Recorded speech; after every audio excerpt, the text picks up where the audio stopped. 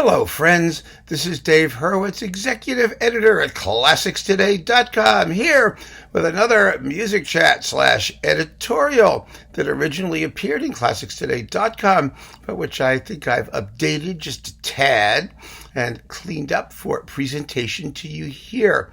This is one of my more radical ones. I'm very excited about it. It started out, oh my goodness, decades ago when the label Contrapunkt released a disc containing Bach's 7 cello suites. 7, you might ask. Didn't Bach just write 6? Well, yes, he did. But as the notes explained, he could have written 7 if he wanted to. One of them was actually a lute suite, but they figured, what the hell? He might as well have written it for the cello. That way you get an extra cello suite, because 6 isn't enough. You can have 7. And that got me to thinking. Because Bach was a genius, he could have written anything. He could have written the Rite of Spring if he'd wanted to. The fact that he didn't is kind of irrelevant. But wouldn't it be convenient if the classical repertoire were somehow consolidated in the hands of just a few geniuses, so we don't have to deal with all these people, all these names that I regularly mispronounce? Hence the birth of this editorial about how to best streamline the classical repertoire to make things more user-friendly. So here it is. Organists aside, does anyone really care about Baroque organ music? I say this not to denigrate the period or the medium, but rather to lament the fact that so much magnificent stuff goes unnoticed by the public at large, while the same few famous works of Bach get played and transcribed over and over again. There's no question that Bach's output for the instrument remains incomparably the greatest in existence, taken as a whole. But even within this sacred body of material, much controversy arises over attribution, mostly resulting from the dearth of original manuscripts in the great man's own hand. Issuing more and more organ CDs by unknown composers certainly isn't doing much to change the public's preference or repertoire priorities. And one also has to question the practical value of disproving Bach's authorship of a well-loved favorite. So, I propose a solution. Relegate names like Walter, Böhm, Pachelbel, and even Buxtehude to the footnotes of history, and simply say that all of their music is by Bach. After all, being greater than any of them, he certainly could have written their best works had he wanted to, and the extent to which we value them largely rests on the reputation of those few pieces that can withstand comparison to Bach. So let's just accept the inevitable and be done with it. This approach offers the dual advantage of tabling once and for all the question of attribution with respect to Bach's own works. The answer to that question being, who cares? It's all by Bach. While greatly increasing the chances that the general public will listen to at least some of these guys once in a while. Purist scholars and performers will, of course, be horrified.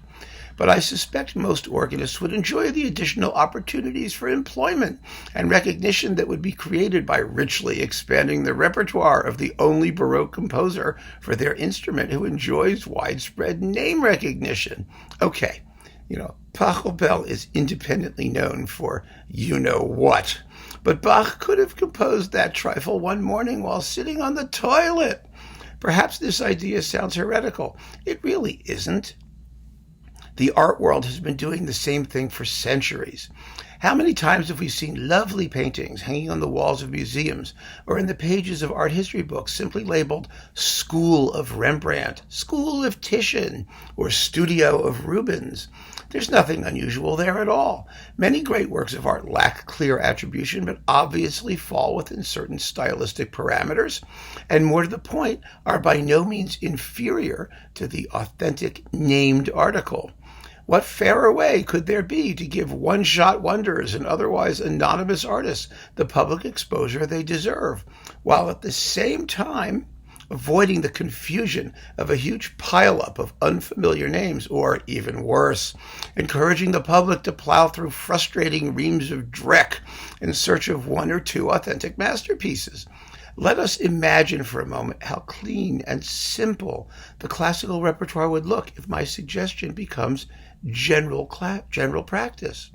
Sticking with organ music for a minute, which I know nobody cares about anyway, but it makes a good example because it occurs in a digestible chunk. So sticking with organ music, the entire field could be reduced to 4 composers. All Baroque music but for the instrument would be by Bach. Romantic music would obviously fall to Franck and Widor, while the modern school of organ writing must be the sole province of Messiaen. Simple as can be. Anything earlier than Bach comes from Frescobaldi, no matter what keyboard instrument it's actually written for. And if this starts to get too bulky, we can always resurrect Sweelinck, but that's the absolute limit. We don't want to go further than that. All French harpsichord music is by Couperin, and all music for the dying cow, that is the viol da gamba, is by Marais. You only need 2 names, you see. French Baroque operas are by Rameau. All the Italian ones are by Handel. Earlier vocal music with instruments is by Monteverdi. Vocal music without instruments, if it's sacred, goes to Palestrina, whose bland style, let's face it, could use a little shot in the arm from the likes of like Lassus or Guillaume de Machaut. Just say it's by Palestrina and be done with it. Baroque concertos that aren't by Bach are by Vivaldi. Handel would hardly miss his small handful because he gets Vivaldi's opera, so it's a fair trade. Case closed. Now, the classical period has always been dominated by Haydn and Mozart, so why do we need to waste time with names like Boccherini, Hofmeister, Beck, Dittersdorf, Cimarosa, Stamitz, Richter, Von Hol, Wagenseil, or even Hummel? Let's simply adopt the obvious solution. If the music ends in a minor key and uses chromaticism, it has to be by Mozart. If it employs monothematic sonata form and has a sense of humor, it has to be by Haydn, perhaps a lost work. All worthy operas and concertos are Mozart's. String quartets and symphonies are Haydn's. In a pinch, if some doubt remains regarding attribution, we could always hedge our bets and say, studio of Haydn. After all, he had many students and lived a long life. If the music was composed after 1800 but before 1820, it's by Beethoven, unless it's an opera, in which case it's by Rossini, or when in German, Weber. After 1820 or so, we have a brief window of opportunity to greatly expand Schubert's output. I mean, why not? He wrote so much stuff anyway, then just dropped dead without publishing it. All you have to do is dig it up and say, this must have been by Schubert. I mean, he wrote Berlioz, Mendelssohn, and Schumann wrote orchestral music. They're the only people that anyone cares about from the mid-19th century. So that takes care of itself. It's just tidy. If it's from basically the middle of the 19th century, it's either Berlioz, Mendelssohn, or Schumann.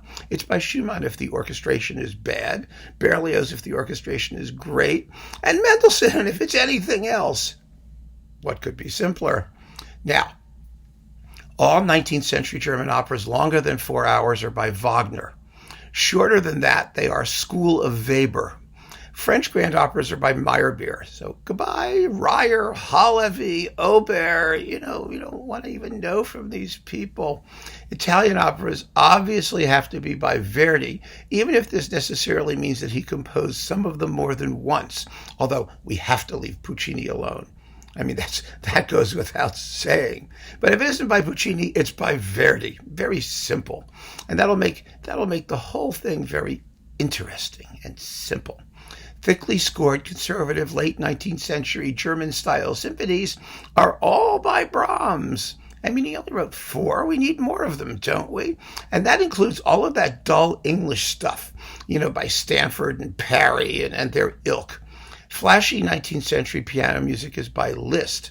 And who knows, given the size of Hyperion's complete Liszt edition, which occasionally adds to something or other, that may turn out to be true. Liszt probably did write most 19th century piano music. We just don't know it yet. And the more soulful and melodically haunting pieces, if it's got a good tune, it's by Chopin. Without a doubt, it's by Chopin. Ballets are either by Tchaikovsky or Delibes. No exceptions permitted. All 19th century British music is by Sir Arthur Sullivan, except for the stuff that's by Brahms, the symphonies.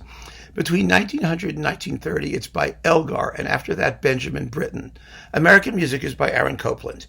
Period. There is no one else. Think of how much more attention a worthy composer such as Chabrier would have received if now we simply refer to him as early Ravel. And just imagine the enormous size and international character of the school of Debussy. Why, we could forget about everyone from Cyril Scott to Charles Martin Loeffler and Joseph Marx. It's all just school of Debussy. Oh, happy day. Hans Roth's entertaining symphony doesn't just sound like and anticipate Mahler. It must in fact be Mahler's youthful, long-believed, lost Nordic symphony, which of course he lent to Roth and never got the manuscript back. It's clear as day. Until the 1950s, all Finnish music worth hearing was unquestionably written by Sibelius. And isn't it wonderful that his reputed compositional silence after the late 1920s has turned out to be a myth? He wrote all of that other stuff. Shameful how these stories get started.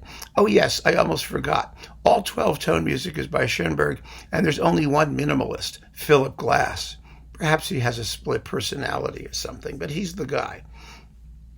Proceeding along these lines, I'm sure that the entire world of classical music can be reduced to a mere handful of names, making the basic repertoire really, truly basic, and giving collectors a lifetime of fascinating listening discoveries as they follow their personal enthusiasm for the few composers who really matter. Of course, to keep matters from stretching the bounds of credulity, it may be necessary to change the dates of a few individual pieces or add some extra years to either end of a composer's life. You know, Chopin didn't die of tuberculosis when he was only in his 40s. He made it into his 90s. You know, what the heck? But that strikes me as a very small price to pay for the overwhelming advantages and convenience and manageability that would be gained.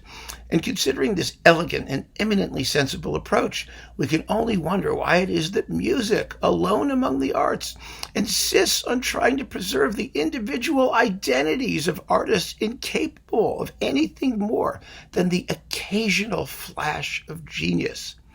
It's high time that musical scholarship started serving the needs of normal people rather than narcissistically celebrating the endless cataloging of tedious facts about the mostly tedious works of mostly tedious composers.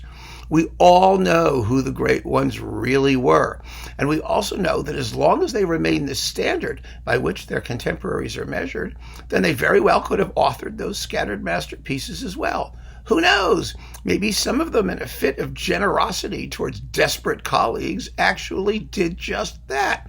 It's like, you know, here, Mr. Dukas, I called it The Sorcerer's Apprentice, but you can have it. It's okay. I'll just write more, and you're not going to have to do anything. You see, it works. It works perfectly. It could have happened that way. And the fact that an artist signs his name to a manuscript score doesn't mean that he's solely responsible for its musical content. I mean, yeah, perhaps he copied the notes down on paper, but did he actually think up the whole work? All by himself? Don't believe it. By giving the unambiguously great the benefit of the doubt and the credit that their talents deserve, it would be a win-win situation for everyone, listeners especially. So that's my solution for the new classical repertoire. And aren't you glad that Mahler really didn't write only 9 symphonies? I mean, maybe he wrote 20 or 30, depending on who you pile in. It's so much simpler. And boy, when I did that talk on how to alphabetize or organize your collection, your large collection, boy, would it be simple. So simple. You just have a room for each composer. It's really straightforward. You have the Bach room. You know, you have the classical room with just Haydn and Mozart. Nobody else. We'd be in business, folks. Absolutely in business. So keep on listening. And thank you so much for spending a little time with me solving the problem of classical music repertoire for the 21st century. Take care.